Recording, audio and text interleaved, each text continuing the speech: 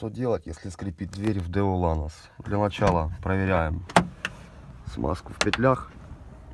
Если она там, ну, здесь можно вычистить, именно здесь вот пройтись очистителем тормозов, либо любой тряпкой, либо, ну, у меня видно, что смазано литолом, как вверху, так и внизу.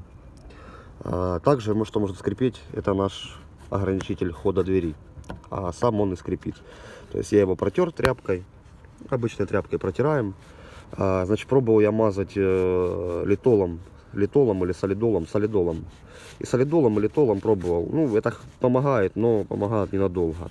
Значит, что я советую, чтобы он не скрипел? Советую я взять обычное хозяйское мыло. Так оно выглядит.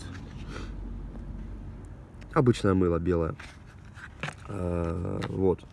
И помазать наш ограничитель хода двери обычным мылом. Оно такое подсушенное, ну, слышно, я думаю, сухое. И помазать, обломало, помазать сам ограничитель, как снизу, так и сверху. Это поможет от скрипа, и грязь не будет прилипать к такому покрытию. С этой стороны так же само. Ну, как вы поняли, все 4 стороны все одинаково. Протираем насухо тряпкой. Оно видно, что оно в смазке, что оно липкое. И, понимаете, пыль поприлипала, и оно только хуже сделала.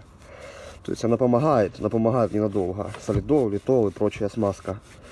Мыло — это самое лучшее, что мне понравилось из того, что я пробовал вытирать.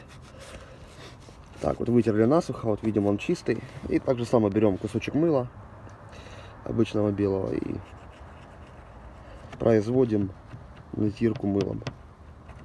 Как спереди, сзади, по бокам. Это предотвратит налипание грязи и уберет ненужный нам скрип, который так задалбывает двери, когда кто-то открывает их или сам открываешь. Так же само проделаем с остальными 4 дверями. На этом все, друзья. Подписывайтесь на каналы, ставьте лайки. Если кому-то понравилось, пишите в комментариях новые идеи. Пока, друзья.